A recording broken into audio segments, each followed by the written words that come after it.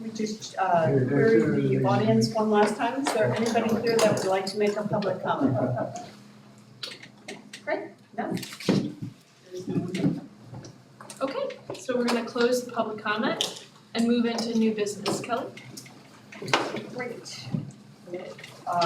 So I would like to start with Belmont Villas. We have before us the matter of Belmont Villas, HCP. Great. And I'm going to ask, we're having a little bit of difficulty with our audio, so if I could ask the audience for their cooperation. We had a lot of trouble transcribing the last meeting. So we're working on increasing our audio capacity, but if you just have participation, that would be great. So Belmont Villas is a project that came before this board back in 1999. Mr. Weir represented at the time. So if there are questions about that, he's here to help with that as well. This is an affordable senior housing project that has been with us for the last 15 years. It is in its 15th year. And they are back before us now. They have made a very thorough presentation, which they're here to show us today, as well as Kevin Grims is here to talk about the structure of the pilot that we're going to take a look at, which is very different than what we normally see. So I'm going to let him speak about that. In your packet, there is a pretty thorough presentation of what they hope to do in terms of the capital improvements to the project. They're looking to upgrade at this point primarily energy efficiencies to each of the apartments, as well as the community space, which we understand is utilized quite frequently by all of the members. And Sandra has told us she knows several of the folks that actually live including this young man that from years ago. Oh, Kevin Day. That's great, that's great.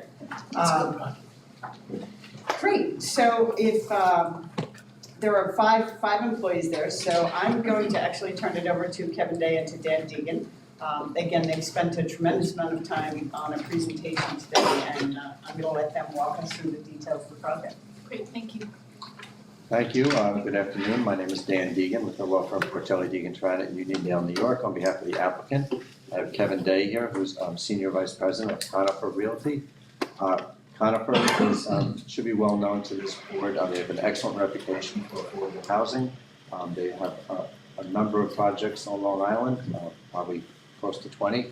They're one of the largest affordable housing developers in the country, and they're also managing and operators. This particular property, they did not originally build. This was in 2008. It was originally built. They got involved in the property in around 2011, 2012, when the property was struggling at the time. There was an infusion of capital that was made at that time, and I don't want to take too much of what you're saying, but throughout the process, the IDA has been a partner in the project. The pilot agreement is now expiring, and we are looking for an extension of that pilot. We're also looking to put money into the property. I just wanted to make the larger point that without the IDA's participation in affordable housing, it's not sustainable. The rents are lower than market. In this case, it's an existing facility that is servicing people that are averaging the 35% AMI, even though it's not required to be that low. But ultimately, it affects the rents and the sustainability of the property. Without an IDA pilot, the property is not sustainable, and the property will deteriorate and not be financially feasible. So with that being said, I don't want to... Sure. If we could back up to the Long Island side. Yes, right here. So, hi, I'm Kevin Day. I'm a vice president at Conifer, working with some of our older properties that are in need of capital and figuring out some ways to make sure that we can invest and keep them up to the Conifer standard and continue to operate them as high quality housing. So Conifer is active throughout the state of New York, one of the most active affordable housing developers here in Long Island, all those names that you can't read are our other projects. We've done 12 affordable communities with over 1,000 affordable homes for the residents of Long Island. In Suffolk County, we have 10 senior and family properties with about 900 homes. So, we've been doing this in Long Island for about 20 years. So Belmont, it's a very nice property, but it's certainly starting to show its age. It was initially built in 2006, 2007, so we're now coming up on about 17 years. It's a senior property, 55 and older, and all of the units are restricted to less than 60% of the area and media income for Suffolk County. But in fact, the residents that we serve have significantly lower income than that and are able to live in the property. We're seeking an extension through 2042, which runs in conjunction with those affordable restrictions, and would allow us simultaneously to consolidate the ownership and do a number of improvements at the building. So if we want to move forward. So $2.2 million worth of total capital repairs, which sounds like a big number, but it's actually less than $12,000 per apartment. And when we talk about renovating the interior of the apartments, doing some of the energy efficiencies, including rooftop solar, and upgrading the common areas, that adds up fairly quickly. We estimate that this will generate 20 to 25 local jobs for that work, and then an additional $1.7 million of indirect economic activity. So if you want to move forward. So just a recap on what some of these energy improvements are: upgrading the lighting to lower usage LED lighting, converting the heating and cooling to more efficient systems, the solar that I mentioned. There's some water conservation. We can put roofing on. All the roofs need to be replaced. We can replace that with a more efficient, that's reflective and more insulated. And then replacing the appliances to be more energy efficient. So right now, this is what the exterior looks like. Exterior still looks great. Inside, we have the same units that were originally built. So they're starting to show their age some. This one is one that's in particularly good condition. They don't all look like this. Our scope of work would include doing renovations to all of them. This is just a sample of the finishes that we will be using to do that work in the apartments. That's a little bit of a dark photo, but this shows the community room and what it looks like. We have a dated kitchen. It's a great kitchen facility that gets extensive use by the residents, and there's a restroom there off the community facility. Some tables and flooring that probably need to be replaced. That will be part of the scope. This is a preliminary design of what we're looking at for that community room. Just something more contemporary for the use of the residents. And there's the full space. It's a good, nice space that, like I said, gets lots of use. And we have quite a number of activities for the residents. All right, so just to make clear, we tried to lay this through. When I said that we need to consolidate the ownership, so this was the initial investor was a firm called Capmark, which actually went bankrupt during the financial crisis. A firm called Hunt Capital came in. It was a local developer that struggled to complete the project with cost overruns and delays. So Hunt Capital came in. They put in $8.5 million. Conifer came in for $5 million. But basically, in order to give Hunt back a chunk of their capital, which is what the agreement originally was, we need to pay them $5 million in conjunction with doing that $2.2 million worth of work. With the pilot, we can finance all of that work. So at the top, it might be a little bit hard to read. We can get a mortgage for $19 million and do all of this. Without the pilot, we can only borrow $12 million, which puts us short for what we need to do, and would also leave Hunt Capital in there. And just a wrinkle behind their ownership, they can actually force us to sell the property, to somebody so that they can get some of their money back. They're not restricted as to who they can sell it to or what kind of improvements they might do to the property. And when the restrictions expire, whether they would convert it to market rate.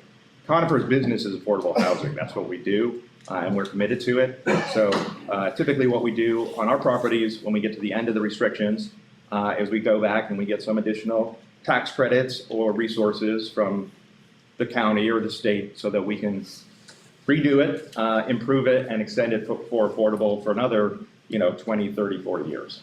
So hopefully that explains what we're trying to do. Thank you. Kevin, did you want to provide your report? Sure.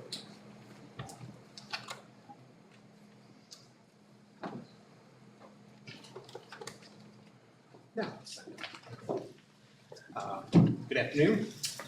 Very thorough presentation, so I'll just touch upon the project itself. Overall, project cost, as Mr. Day had mentioned, is $19 million. 11.6 of which is to refinance the existing mortgage. $5 million to take out the limited partner investor, and then the $2.3 million in investments that Mr. Day had detailed.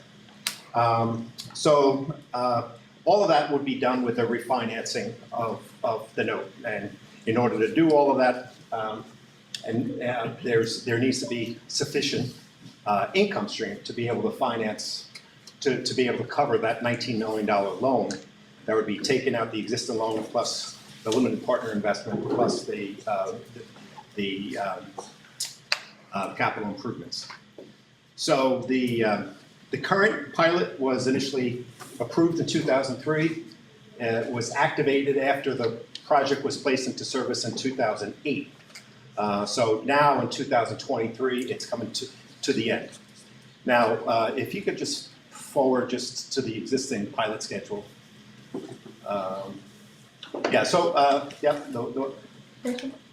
This is the existing pilot schedule that commenced in 2008, 2009. It started at $800 per unit, and right now in this current year, it's paying $1,584 per unit. Now, what is commonplace for pilots for affordable housing developments, it's fairly routine is to size the pilot based upon 10% of shelter rent, 10% of the gross income less the utilities.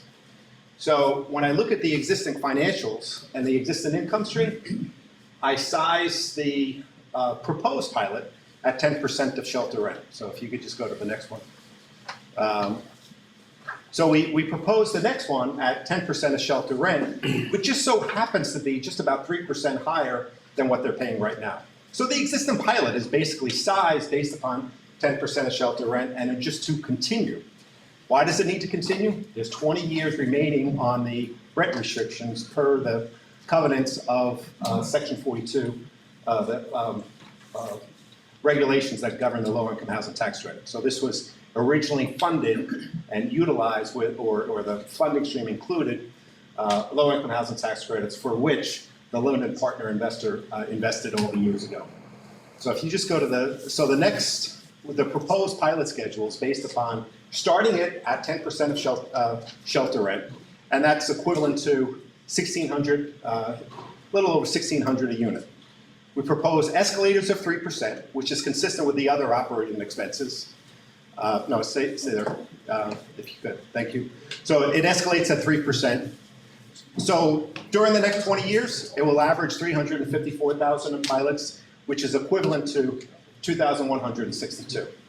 So there are restrictions that are in place for 20 years, and those rents are allowed to go up, but within limits. So usually they go up maybe 2% a year, although the pilot's going to go up about 3% a year.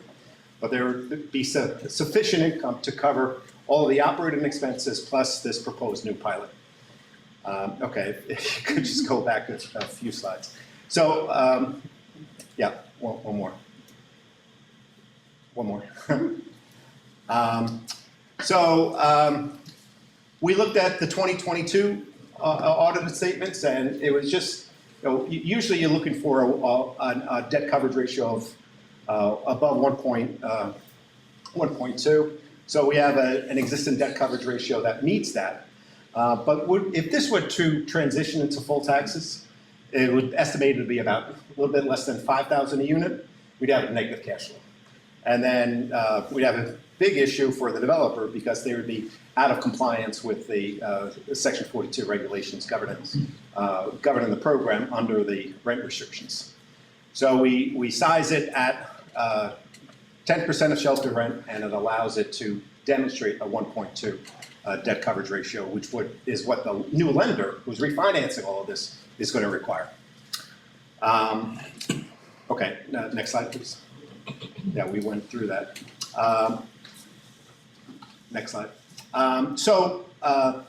This is the last bit. So given the fact that there's a new loan, there would be a mortgage recording tax exemption on the new loan, plus the sales tax exemption on the materials as part of the capital improvements. And then the pilot is sized appropriately so that it meets the needs of the lenders and it allows the developer to do all of the capital improvements. And most importantly, is to preserve the affordability of the units that were placed into service 15 years ago. Be happy to answer any questions. How many units in total, Kevin? 184. Oh, 164, sorry. 164. Yes, That's the total units. yes, And how many is affordable? Well, 100% of the 164. units are, All of them. Yes. 100% of the units are priced affordably to households earning less than 60%. And there's I think 20% or so or for extremely low income tenants whose incomes are below 30% of area median income. So you have true affordable, 100% at different tiers.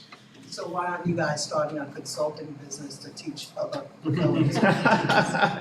No, we're currently active. We just opened a new project in Fort Jefferson. So we're gonna keep doing it. Any other questions? Sorry, just real quick. So in the application, it says it would be sold would jeopardize the property's affordability. But in 2043, it would jeopardize it because nothing could jeopardize the affordability now. That's correct. Okay, so the way I look at this is we're agreeing on increments of taxes to go up. It's not reducing taxes, we're just agreeing on what it's gonna go up. Yep. And if you could have gotten 35 years, 15 years ago, you probably would have gotten it. So we're just making sure that this can stay. That's right. I have a couple more questions. Yep, it's fine. Okay, so the energy standards that you're doing the repairs for, is that mandated? Is that something mandated or something It's- that you know needs to be done? It's actually not mandated. Right. We're doing it more and more on all of our properties. And, you know, it benefits the residents, it benefits our operating expenses. It's just good, it's just smart. Another thing, while you're doing the repairs, are you looking at any type of displacement for the tenants? No, so our plan is to do them as units vacate. So we're not gonna do a massive displacement, which is what some of these are.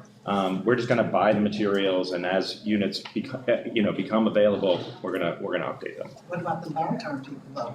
How are you gonna handle that? Well, so if there are people who've been there a long time and their unit is in rough condition, we can move them into one of the new units, Okay, all right, yes. so you do have. It's just, we don't wanna disrupt people, but we wanna be Well, fair, it's for their benefit. yes. Okay, and your current rent up is about 100%? What's that? Current rent up. Is Occupancy. Yes, I think we have 2 people moving in at the end of the month. And how long is your wait list? Oh, geez, I think it was 60. Yes, sorry, this is Kim Skinner, who's with our property management Hi, Kim. company, and she actually knows how it operates. Yeah.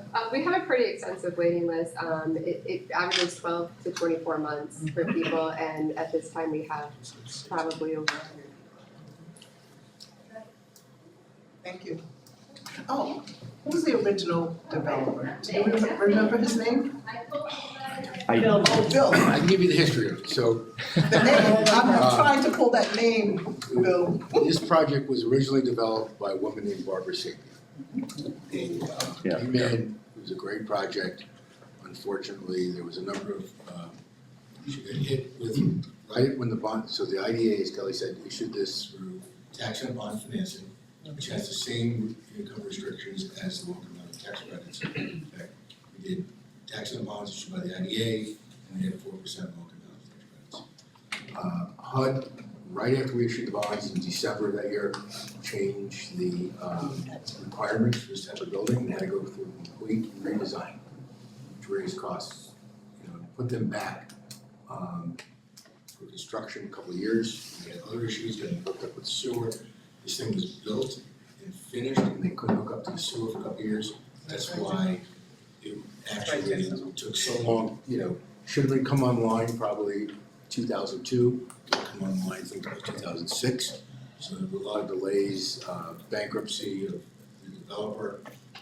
Unfortunately, she was a very nice woman, but just didn't have the resources that somebody like Hunt Capital had to get this project finished.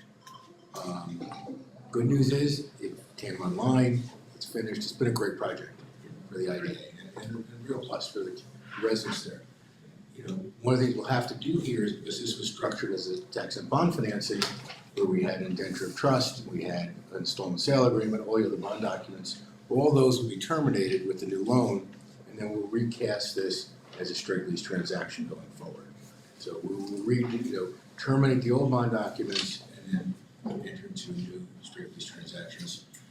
Also, title to this property technically is still in the IDA's name, so we'll deed it back to the company and they'll lease it to us. So we'll get it. The IDA will no longer be the fee on the property, which relieves some potential liabilities for the IDA going forward. So it's part of the recasting of this from a bond deal to a straight lease. Great project. If, you guys found a way to make pretty much 100% of the units affordable. I know the history, I've seen it grow, I see who lives there, very elderly people that has special needs and this type of thing, and seriously, they are happy there. I don't hear many complaints at all, so you guys keep doing it. Thank you. Josh, did you have a question? No questions, just a comment. I just want to say I think it's a tremendous project. And obviously, there's a great need on Long Island for affordability. Clearly, a project like this does not happen without our help, and just happy to support it. We need more projects like this, 100% affordable. It's. I mean, obviously, we push for at least 20% of projects when we can, but these are the types of projects we should be supporting, that we need to support. And really, this is what the IDAs are here for, to make things like this happen. And this is the type of benefits that come back to the taxpayer, tenfold. So happy to support it. Any other questions or comments or statements? I just want to echo what Josh says. I also sit on the Long Island Housing Partnership Board, and we strive to try to keep young people here on Long Island. But in this particular case, it's great that you're keeping seniors who have lived their whole life here. Also, they can get to enjoy their grandchildren and life as they've known it all their lives. So kudos to your efforts. Thank you. Well, and certainly this project couldn't have been possible without the IDA originally. We stepped in a little bit late, but we've done our best to try to maintain it and keep it as a great project. Are you still instrumental with Wyandanch Rising? The plaza in Wyandanch? I know Conifer was doing rent up and things like that before. No, Not not anymore? involved. Okay. Yeah. Great, well, seeing no other comments or questions, is there a motion from the board to? I would love to make that motion. We're gonna let you have that one, Tom. Is there a second? Second. All those in favor? Aye. Great, it's approved. Thank you very much. Great, thank you. Keep doing what you do. Under new business, is there other? No other new business? So we'll move to old business. Great. EB at Comac? Yes. So EB and Comac, so EB at Comac was the construction of a senior rental complex. Again, that was at 55 and older. This is an 86-unit facility. 74 of the units are market rate. 12 of those units are affordable, 6 at 80% and 6 at 120%. And the board will recall that the applicant is contributing $400,000 to the town's Affordable Housing and Trust and Agency Fund. These are 8 buildings totaling close to 134,000 square feet with a clubhouse, outdoor recreation space, and other common area amenities on approximately 7.6 acres of current vacant land. We had a public hearing this week on the 15th at the Launchpad in Huntington. There was one public speaker, that was Greg Moran, and he was representing Suffolk County Legislator Rob Trotta.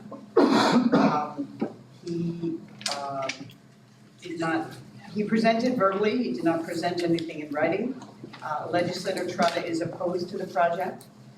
His points were that increasing housing stock was not enough to justify the assistance. He said the project lacked meaningful long-term jobs, and affordability was lacking.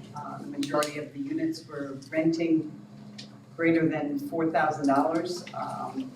He said that was not a profit without burdening the local taxing jurisdictions, subsidizing the developer without true economic development benefits. There were no other comments received in writing or verbally, either at that meeting or in writing received. We have today Mr. Curry. Peter Curry, Farrell Fritz, 400 RXR Plaza, Uniondale, New York. With me is Nicholas Capadora, Associate General Counsel of B2K Development. We made a full presentation at the last meeting. I think the only update that I could say was very interesting, the news coming out about the reduction in population on Long Island. We are losing people, and in the main, because we have not all forms of housing that they need. It's very obvious that Long Island needs not only home ownership, but all different forms of rental properties, and this is one of the projects that will meet the need for rental properties. As we said the last time, we believe that when people move into these properties, it opens up either home ownership or other forms of rental use of other properties that these people are moving from. And I'd like to answer any questions that the board has. Thank you so much. Any questions from the board? Just one. Yes. So the affordability stays as is? It is, yes. Great. Seeing no questions, what's the pleasure of the board? Is there a motion? Is there a second on the approval motion? Great, thank you. All those in favor? Aye. Any noes or abstentions? Abstain. Okay, so one no and one abstention. Thank you, members of the board. We look forward to this project progressing very quickly. Financing is in shape, and this will move forward expeditiously. Thank you. Thank you. Hard to count. Great.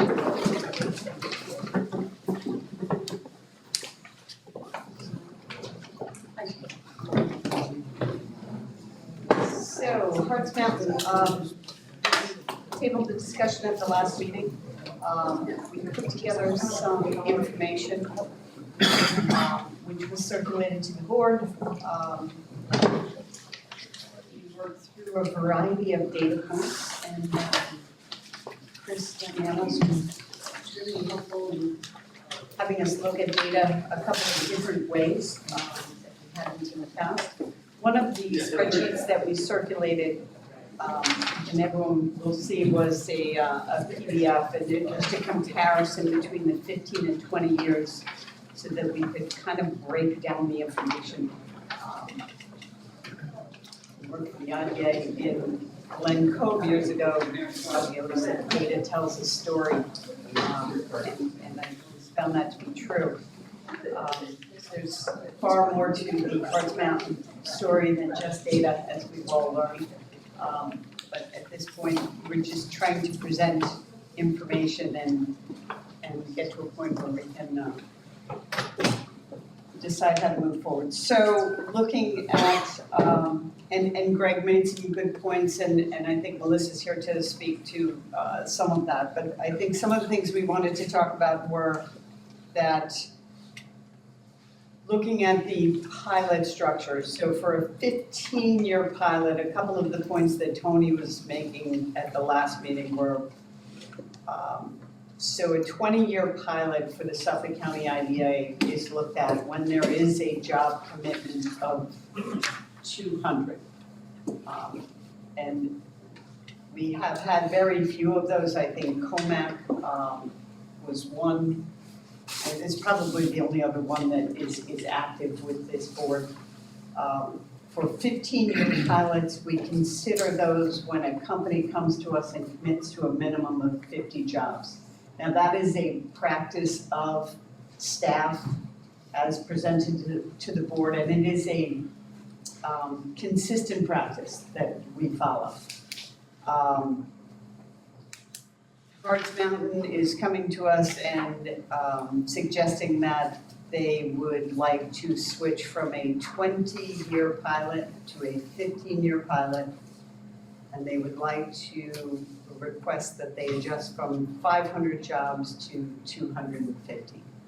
We have tried to present the information in a way that shows how that would affect the pilot payments to the taxing jurisdictions over that period of time. Another point that we were trying to show in the data is that generally with the pilots, what we see is a 27 or 28% savings over the length of the pilot for the clients. In this particular case, the land taxes are extremely high. They have always been very high. Newsday paid a very high land tax, and it has remained so. When we do a pilot like this, we do what's called an X and a Y. We don't abate taxes on land. So the X, which is the land, remains at 100%. We don't abate those taxes. We abate the taxes on the building or the future assessed value on the building. So when you're looking at the data on this sheet, you'll see that the overall, and we called it typical standard taxes, are substantially lower overall on this particular building. So, and I don't want to get too far in the weeds on, numbers and percentages and that sort of thing, because it's a much larger discussion. So all we're trying to do is respond to some of the questions at the last meeting, provide the information, and then turn the conversation over to the board for discussion. Jay is here to answer any questions that might arise. Jay Radigan, everybody is familiar with. And Melissa is here to respond to any questions. Greg, especially with regards to your proposal with pilots and structure. And we looked very hard at that, and certainly if you'd like, Melissa can summarize that conversation. I know, I apologize, we didn't get to circle back to you on that. We talked in our briefings about that, so. Yeah, so on the pilot structure, what's been requested was to go back to a 15-year pilot that would follow the IDA's standard UTAP and the declining percentages of abatement. And so that's what's reflected in the summary that Kelly sent to you. And I know there was some questions at the last meeting about, given the requested reduction in job commitment, if we would somehow tie the pilot to the number of jobs actually created. And I had just wanted to point out that under the Suffolk County IDA's standard UTAP, the Uniform Tax Exemption policy that you have, that sort of structure is not contemplated. So it would have to be a deviation, in which case you would need to notify all the taxing jurisdictions that you were proposing something different than the UTAP, than your current UTAP. And they would need to be given an opportunity to review and respond and give their input on a structure. And from a practical standpoint, all of the taxing jurisdictions are budgeting on an annual basis for what they expect the pilots coming in to be. And so under a standard Suffolk County IDA pilot, for the most part, it's a percent savings on the improvements for the building. And so, once they know what the assessed value is, the taxing jurisdictions have at least a general sense of what the pilot payments would be in a given year. And so introducing an element where the pilot payments were based on jobs, which could vary in a given year, that would create uncertainty, and that could become an issue for some of the taxing jurisdictions. Because there's a taxable status date of March 1st, the pilots are always generally about a year behind schedule. So it would be very difficult administratively to effectuate that change, on an annual basis, administratively, on our side as well as on the municipal side of things, so. Questions? Greg, did you have a question? No, I understand 100%. Any other questions or comments? Yes. I just want to make sure that I'm clear. You already, Hart's already created 250 jobs, was it? Or you didn't do it yet? How many did Amazon bring in, even though you said we don't want the credits anymore? I don't know the answer to the Amazon question. I simply don't know. I don't think anybody in And Hart's. you anticipate bringing in the other side of the building, how many? It's a different building, so they're two different Oh, buildings, okay. yeah. So Amazon is leasing what we call the North Building, 90 Blueland is the address. They're operating and have been for some time. And what we call the South Building, 235 Pine Lawn, which is what we're here to discuss, that was, or is, I guess, the obligation there is to create 500 jobs. And we have no tenants in there yet. We have one lease. We're fitting up space now for that tenant. And for the reasons I explained at the last meeting, we're looking to reduce the job creation requirement from 500 to 250 jobs. And also push out the threshold, the dates a year each. We think that is important to the tenants. We're talking to tenants now, looking at additional space in the building. In fact, I don't know if it was your acting executive director or your former executive director got a call from a prospective that we didn't even know that they were reaching out to the IDA staff to inquire about the specifics of the abatement, which was interesting to us. They're clearly interested in the details of the Did it turn abatement. out good for you? Not yet, but we are in In fact, I'm negotiations. meeting with them tomorrow. I wasn't even aware of that, so thank you. They asked So if I they're, would come and and I will tell you, 150 jobs, and they plan to create an additional 50. Okay, so that would be 200 off the 250 right there, and you're dropping it to a 15-year pilot? that's correct. So, look, we think it's sort of a win-win for the IDA, because you're probably gonna get the jobs. I don't know that you'll get 500, but Excuse my more than, allergies. no, that's all right, you're winking at me. No, but, my allergies. Believe me, I'm not in this situation. No, I'm Anyway, just teasing. So, and then, but it's a less of a financial commitment. So we think it's a win-win for the IDA. We said at the last meeting, we're highly confident we're gonna create more than 250 jobs. It's just the uncertainty that the higher number creates for the multitude of tenants. We wanna put prospective tenants at ease that the abatement will be there, regardless of how other tenants may fare in their obligations to create jobs. I have a question. I don't know if it's directed to Kelly or Melissa. Clawback language still stays the same? Stay the same. Yeah, so all, And, I'm sorry, go ahead. Okay, so the clawback language still stays the same, so it protects the IDA with regard to the job requirements. And that being said, how often does that review take place? Once a year. Once a year. Okay, so For all our clients. let's say in the first year, there's only 100 jobs created, let's say, a hypothetical, and after a year, you do a review, and you would let the owner know that they have failed in that requirement. And for council, again, how does the clawback then work? It could work if the letter of the law, we could bring an action if they didn't pay the recapture amount, or we look to work it out. We understand that to be the case. So There's a risk of losing everything if we don't create the jobs that we need to. Okay, any other questions? Is there a motion from the board? I'll make Is there a second? for approval? I'll second. All those in favor of approving? Aye. Aye. Any noes? No. 2 noes. Motion is approved. Thank you. Appreciate that. It certainly helped. Thank you very much.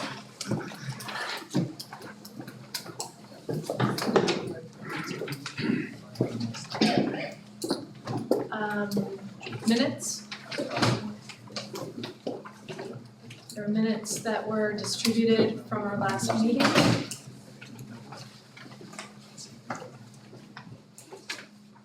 From the April 27th meeting. I've had a chance to look at it. Any edits? I saw that. Okay. Seeing none, I'll make a motion. Is there a second to the minutes? Second. Josh, all those in favor? Aye. Any abstentions? The minutes are other business? Just the executive Session? please, it's not your. Yep, got it. So I will, make a motion to go into executive session. To the car. Identifying the. Okay, I'm making a motion to go into executive session, and for reasons that will be explained by our counsel. Yes, we're going to have a vote to go into executive session because we are discussing something that involves potential litigation. Great, is there a second to go into executive session? Second. All those in favor? We are now in executive, we're out of executive session and would like to report that we have no business, no matters were, No action was taken. no action was taken, thank you. So, thank you, Kevin. So Kelly, do you want to report on personnel? Or would you like me to? I would like you to. Sure, so in conversations, I do have a draft job description that I will send to the search committee later today for your input. And in addition, there's been a vacant position that has not been filled for many years. Since March of 2020, that of John McNally. Yes. So I requested that the board allow me to Yes. fill that position in the meantime so that I have the support of my full-time staff. What's the title? What's the job? Associate Director, is that what we, it's Associate? That's what James is saying. Associate Director, so. Associate Director, Associate. So I just wanted to bring it to the board's attention. It's an unfilled position. It's been budgeted for the past couple of years. And what I'd like to do, if it's okay with the board, is to provide Kelly with the authority to begin interviewing for that position. Is that okay? We don't need a board resolution for that. We are just informing. How do they get hired? Does it come to the board, is it, No, it would be the purview of the executive director. How does our staffing compare to other IDEs? We are very light, incredibly light, mean. Yes. especially now. I think Brookhaven has how many people? 4.5. Oh, you're 4.5. Well, since Jeff. Right, okay, 4.5, which is full-time. So currently we have, Lori is part-time, Regina is part-time, Daryl is a full-time employee, and I am full-time. And that's it.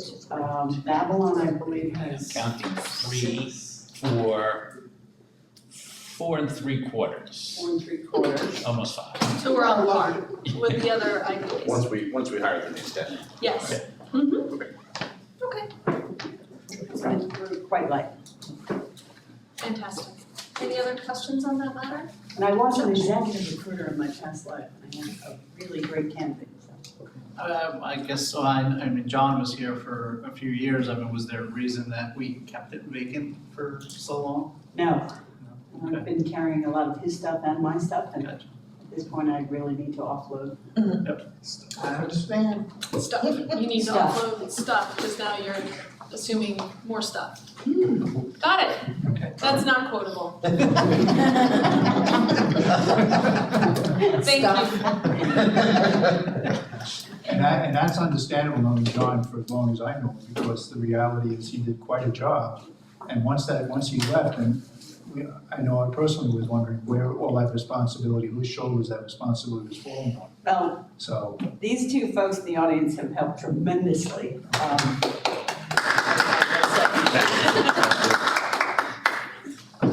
Great, so seeing no other business, is there any other business? Did we approve the minutes already?